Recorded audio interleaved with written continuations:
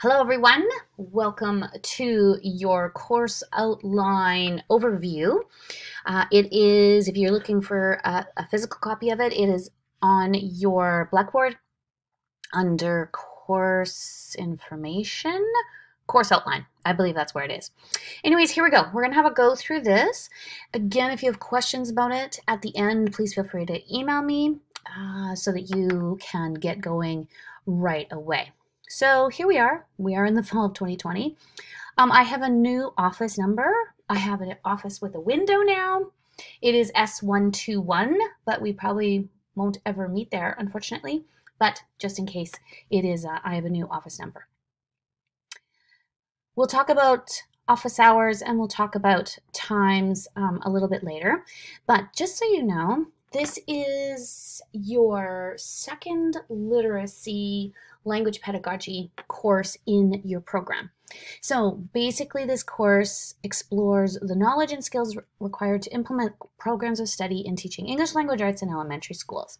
Of course, we'll address relevant instructional methodologies, unit planning, curriculum integration, and resource development. And we're going to look at a range of assessment strategies. Okay, so that's kind of that overview of what's going to happen. What I want to do is make sure that you know that, don't I have any pencils anymore on here? I guess not. I want you to know that all of your readings are either links or they are open educational resource materials. So there are no textbooks needed for this course. Okay, so don't go to the bookstore, keep your money, and we're using all online resources. This is a recommended reading here. In case you are interested, this is a really decent textbook, Canadian based. So if you're interested, but it's not a requirement. Okay, on to course objectives and learning outcomes. Basically, these are my objectives here that are grounded in the TQS objectives, MRU, MHC objectives. But this is really what I want you to be able to do by the end of this course. I want you to support why reading great literature of all genres and voices to your students is of vital importance to your students' reading development. You need to know basically what is great literature and then why is it so important to be introducing to students. Number 2, I want you to be able to construct plans from macro, from big, from year planning to micro, to what are we doing in the next 5 minutes? With knowledge of the intricacies of elementary literacy and language so that you can be amazing and inspiring LA teachers. That's ultimately what we want. That's why we're doing all these courses, so you can be amazing and inspiring out there. I want you, number 3, is to be able to critique reading and writing strategies and resources so you do not succumb to rudderless whim teaching, so that you are smart teachers out there. And finally, I want you to be able to appraise and justify the inclusion of maverick teaching strategies. Maverick is trying something new, bringing in something different. That's the definition of maverick teaching strategies. So you can be both an effective and cutting-edge language arts teacher. So those are my goals for you. That's what I want you to be able to do at the end of this course. Of course, we have the Alberta TQS objectives objectives and learning outcomes. This is basically what we, at the end of your career with us, we check these off to the Alberta government and they give you your teaching certificate. So have a look through these. I'm not going to read these all to you, but do have a read through them because, as you've heard me say before, if you don't know why you're doing something, it doesn't make sense. Read through these so you know what your basis is and what my basis is for this particular course. We also have MRU and MHC learning objectives, and these are what you will see, these headings are what you will see on your practicum evaluation: professional responsibilities, planning for learning, facilitating learning, and I didn't use the last one in this particular course. So those are the MRU objectives that you've seen over the last little while.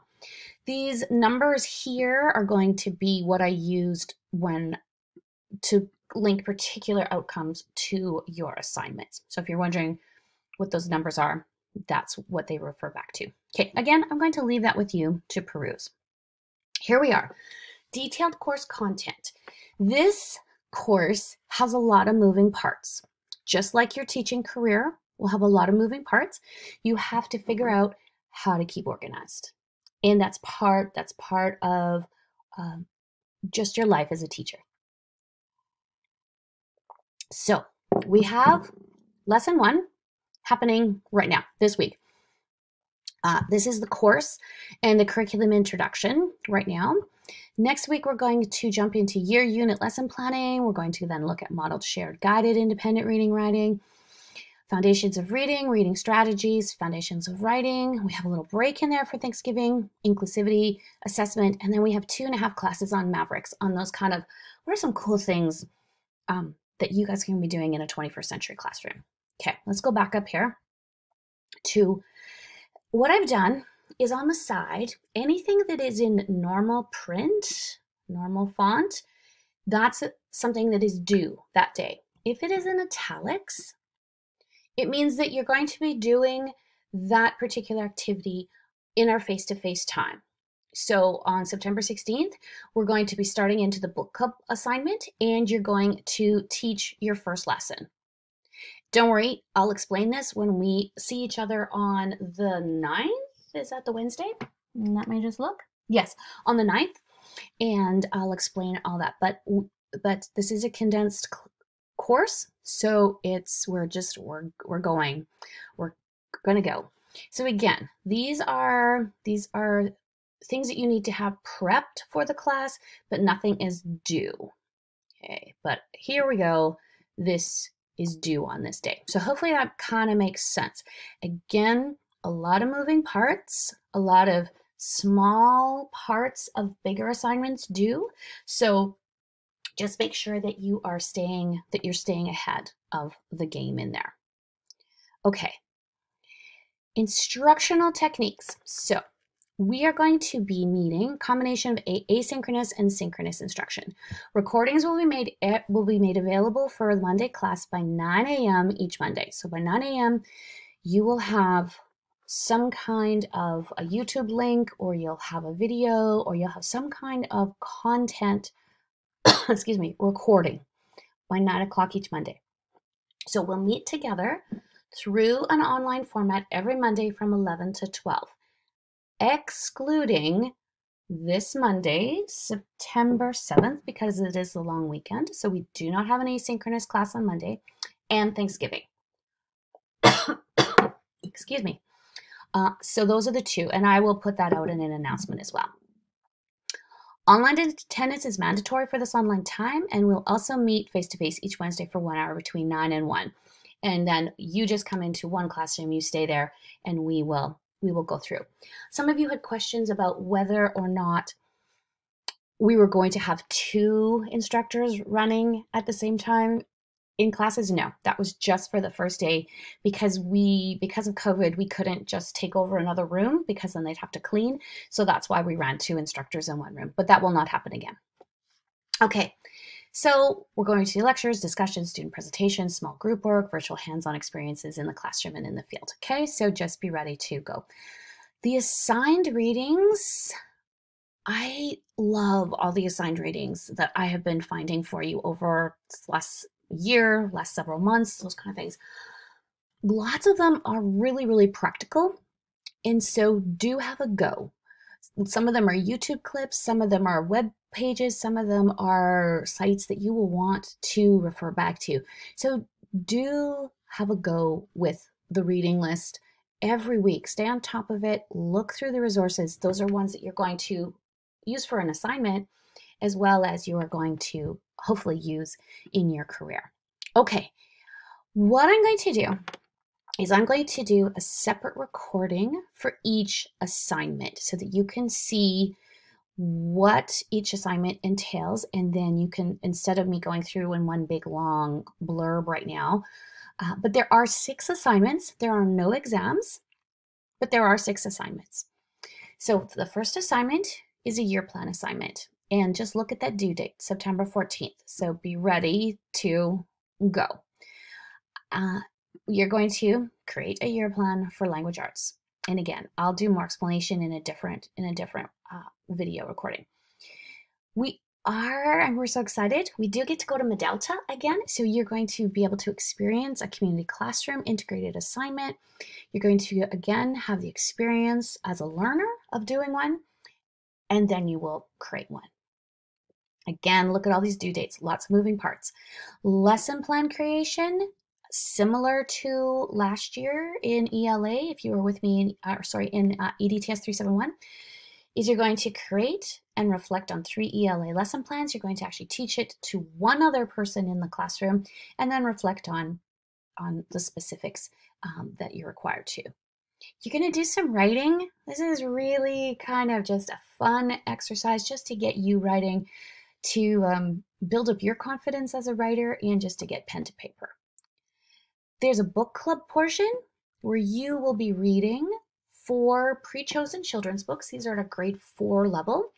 Should take you about 45 minutes to an hour to read the entire book. And then we're just going to have some book club time. There's also one self-chosen book that you and your group will choose, read, and have more of an adult type book club experience with that, where you can have wine and things like that. And finally, teaching literacy e-portfolio. Again, if you were with me in 371, this is a continuation of that e-portfolio. Pull things from this class, pull things from your practicum, put them in one central location, and so that when you get out there into your practicum this year, next year, and in your first few years of teaching, you'll have all of these resources in one spot. Okay, so here are the major dates coming up. There's no final exam. There are no exams. Make sure you get your stuff into me on time. You need to hand it in on the due date and the time required, and late submissions will only be accepted under extenuating circumstances. And this is important here. There will be no opportunity to resubmit an assignment once submitted and or graded. Once it's in my hands, it's mine. And the penalty for late assignments is 10% per day, including weekends. So again, I will request, I will grant extension requests.